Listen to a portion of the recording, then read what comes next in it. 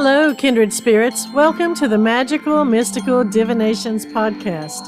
I'm your host, Southern Mystic Tama P, creator of mysticdivinations.com. That's mystic with a K, by the way.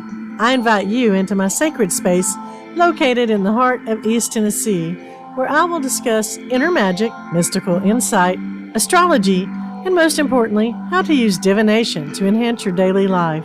Grab your favorite drink and hang out with me for a spell as we connect on a higher level. Let's add a touch of magic to our life. Magic can have multiple definitions, such as charisma, which means bringing charismatic and inspiring loyalty and enthusiasm in others. It can also be defined as a way to make your dreams come true through different crafts and practices. The modern Western idea of magic is to achieve personal, powerful, spiritual development. Magic has as many meanings and ideas as there are individuals. Speaking of individuals, let me give a big shout out to all of you who have been following my podcast since its inception 6 short months ago. You have brought such joy and a sense of fulfillment to my life. I thank you from the bottom of my heart for listening. If you are new to my podcast, welcome, and thank you for taking time to check it out. Season 1 was 20 episodes long. It was very generalized as I attempted to get a feel for what creating a podcast was all about. I wish to admit that I am still very green with my experience being a podcaster, but having said that, I intend to grow, just as I've grown spiritually over the past 2.5 decades. And if I can share something helpful or inspiring to someone else, then I have achieved one of my goals. I consider that my first season was an invitation and introduction into a world of magic, a world of wonder, a world of imagination. As a natural-born creative writer and a natural-born mystic, I can't live in a world without it. As I begin my second season as a podcaster, I want to assure you this season will not be 20 episodes long, and it will be more focused. I intend to publish 2 to 3 episodes each month with a different theme or topic each season. So a season could be 6 episodes long or even 12 episodes long, because I also love working with numbers and numerology, so I am not restricting my seasons to a predetermined number. Season 2 will be all about magic. So let's get started adding a touch of magic to our life. Magic can add spice to our daily lives, like adding saffron and pepper to a recipe. Magic can also sweeten our lives, like adding cinnamon and sugar to a recipe. The reason I say that is because I intend to talk about sex magic in February, in time for Valentine's Day. You don't want to miss that episode. As I mentioned earlier, there are many different types of magic, and too many categories and subcategories to cover, but the most common ones that I have some experience with or knowledge of will include the ones I mentioned today. There is, of course, white magic and dark magic, and that type of magic depends upon the intentions of the user. It can be used for good and for healing and protective purposes. On the darker side, it can be used for negative purposes and to cause distress and harm, or for manipulating others for personal or selfish gain. There is also earth magic or elemental magic, which draws energy and power from the elements of the earth, which can involve working with soil or rocks and stones or even herbs and flowers. This can be a very grounding form of magic. When you cultivate or create a garden, you are already using a form of earth magic because you have set an intention of either feeding your family or you have created a flower garden for ornamental or decorative purposes. If you focus your intention on working with the powers from these plants, you are working with a form of magic, and it is a very practical form of divination.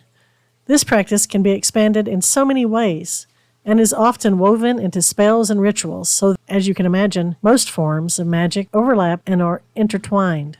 For instance, I like working with candles, so there is also a form of magic known as candle magic, which is using candles for meditation, manifestation, or setting intentions, and can be also used for casting spells. Candles are used in most form of magic, to be honest, including birthday candles upon which we close our eyes and blow out the flame while making a wish. I guess we've been using candle magic since we were very young, before we were very aware. Development psychology believes most children lose their belief in magic around the age of 7, as they enter a stage where logical thinking comes into the equation. They say that between the ages of 2 and 7, children are in a stage where magical thinking is common, believing in things like the Tooth Fairy or Santa Claus or the Easter Bunny.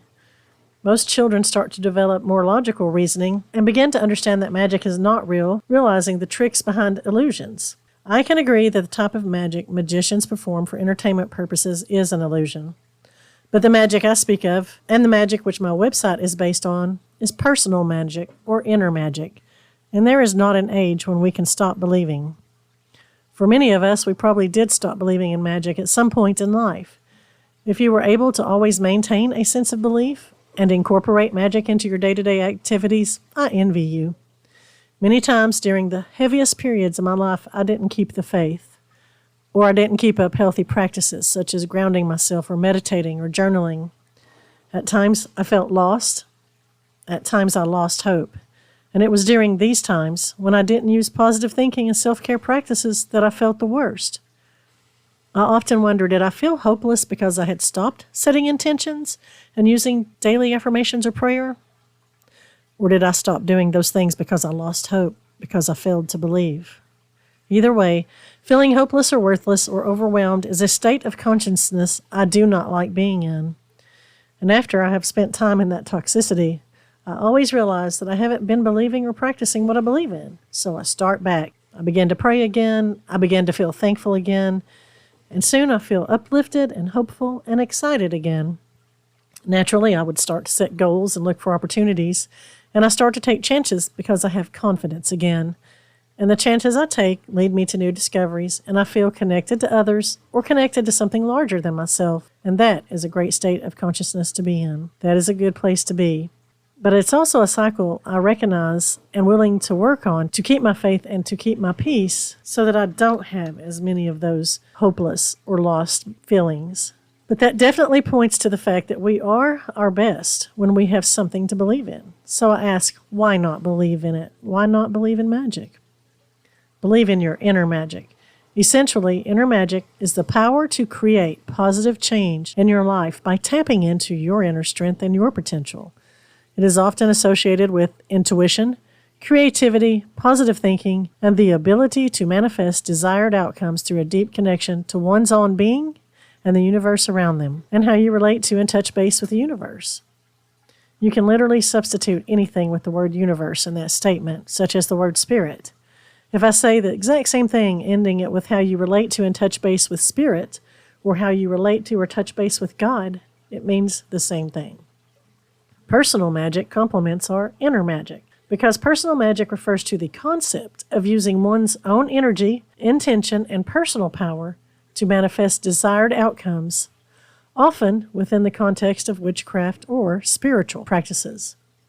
Your personal power also requires believing that your own will can create change in your life with focus and purpose. It's the idea that each individual has a unique magical potential within themselves. That's definitely what my website is all about. That's what this podcast is about. We can practice magic any way we want. We have it within us. It has always been within us. So we get to choose how we work with it. It's ours to discover. And sometimes we have to try a lot of different things to find what we truly enjoy and what we are good at. You've probably heard about kitchen magic or the term kitchen witch. Some of us are better in the kitchen than others, admittedly. But kitchen magic involves using the kitchen in a sacred way or by using herbs, spices, and other ingredients for magical purposes. It's cooking or baking with intentions by infusing our personal energy or the energy from the ingredients into a practice. For instance, when you're sick and someone makes you homemade chicken noodle soup and brings it to you, they made it with good intentions and to help with healing. This is an example of kitchen magic or kitchen sorcery or kitchen witchery, whichever term you dare to use.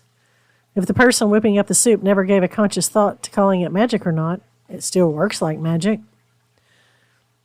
How many of us drink a certain tea blend for relaxing or calming ourselves or to attract abundance? How many families set a table with intention for Thanksgiving or before any meal say a blessing or lighting candles before their meals? Those are also forms of kitchen magic. They are traditions or rituals or practices steeped in faith.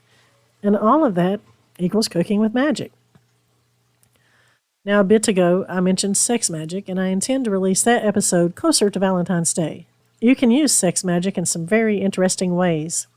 Sex magic can be a type of sexual activity that's used for spiritual, religious, or ritualistic purposes. It could be the idea that sexual energy is a powerful force that can be used to transcend reality. It can be used to align the spirit with the body, or for sexual healing and balancing. It can involve using sexual energy to manifest personal goals. It can be practiced alone or with a partner. And you can release your energy into the universe with sex magic. I believe sex magic is very beneficial when used correctly. It can help you to shield yourself from unwanted outside negative influences by tapping into the energy of sensuality and by feeling the energy move through your body. And since the beginning of time, people have used sex to attract their mates, to reproduce and replenish the earth. It has been used to share our energy and to channel our energy, all of which is very magical. And of course, there is also sound magic. I may be using it right now because you are listening to my voice. Actually, sound magic is when sound waves are used to manipulate or used to perform magical actions or to influence minds. I prefer to use it in the manner of songs or instruments to uplift or energize or relax me, or use certain frequencies to relax or attune myself. But there is a darker side to this magic. Different frequencies and pitches have been used to create sonic blasts to attack enemies or to bring agitations in form of audible torment. This brings up the point that it's always important to be mindful of what you do. Every magical practice has an upside and a downside. Always do your research and learn about adverse effects or dangers so that you can understand your choice of magic and can protect yourself or your home or your loved ones from any relevant dangers. Just as there is good magic, there is bad magic. When I mentioned kitchen magic a moment ago, I could have mentioned how people have used their magic in the kitchen to poison others, to make them ill or worse. I would never want to participate in that kind of magic. Anything we do with intention can have good or bad results. Some people pray for bad things to happen to certain people, and those same people would never consider that a form of witchcraft or black magic because maybe they don't believe in magic or they don't want to be associated with black magic or witchcraft. When they pray with bad intentions, is there really any difference? Or is there really much difference? It's not for me to decide. I have my opinions, but they are just that. And I wish to create an environment that isn't judgmental. I just wish to explore different paths and ideas. I hope you have enjoyed this episode and that you can use personal magic along with your inner magic to enhance your life. I wish that you can use the power within yourself to create a most magical and wondrous environment, to create your private kingdom or sanctuary. We all need a space within a place to rest our minds and inspire creative ideas. I hope you will join me for the remaining episodes of Season 2 as we explore bringing magic into our lives. This has been a Mystic Divinations podcast. I am your host, Tama P. Please like and subscribe, and I would love to hear from you, so feel free to comment. Also, be sure to visit my mysticdivinations.com website. That's mystic with a K, by the way.